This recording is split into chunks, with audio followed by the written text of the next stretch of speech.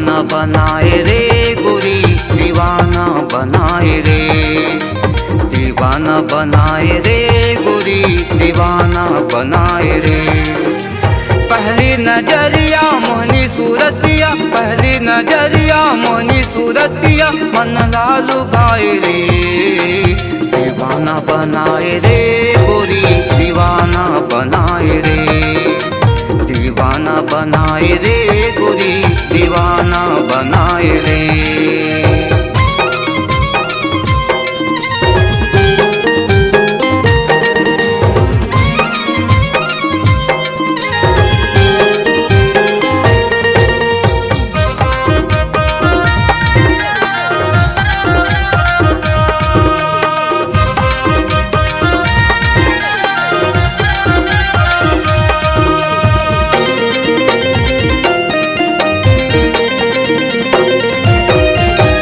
ऐसे लागे मोर नहीं कटे तोर बिना जिंदगानी।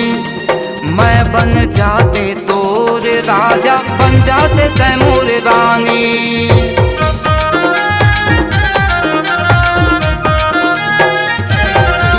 हाँ ऐसे लागे मोर नहीं कटे तोर बिना जिंदगानी। मैं बन जाते तोर राजा, बन जाते तै मोर रानी। चंदा के जैसे बिंदिया तोर चमके, चंदा के जैसे बिंदिया तोर चमके, बिजली गिराए रे। दीवाना बनाए रे गोरी, दीवाना बनाए रे। दीवाना बनाए रे गोरी, दीवाना बनाए रे।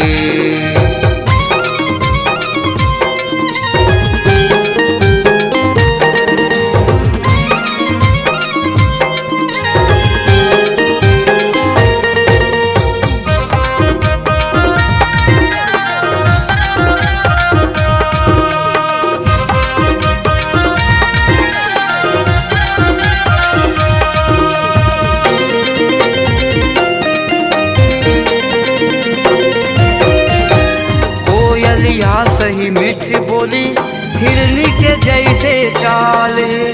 जब ले देखे तोला गोरी, मोर दिल के बुरा हाल है।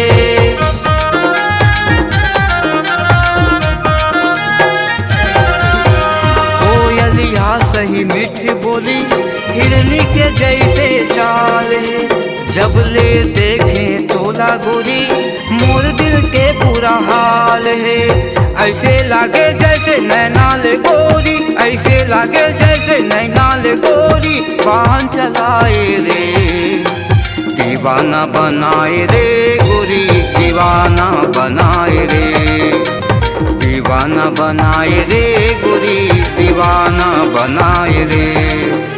पहली नजरिया मोहनी सूरतिया, पहली नजरिया मोहनी सूरतिया, मन लालू भाई रे। दीवाना बनाए रे गोरी, दीवाना बनाए रे। दीवाना बनाए रे गोरी, दीवाना बनाए रे। दीवाना बनाए रे गोरी, दीवाना बनाए रे। दीवाना बनाए रे गोरी,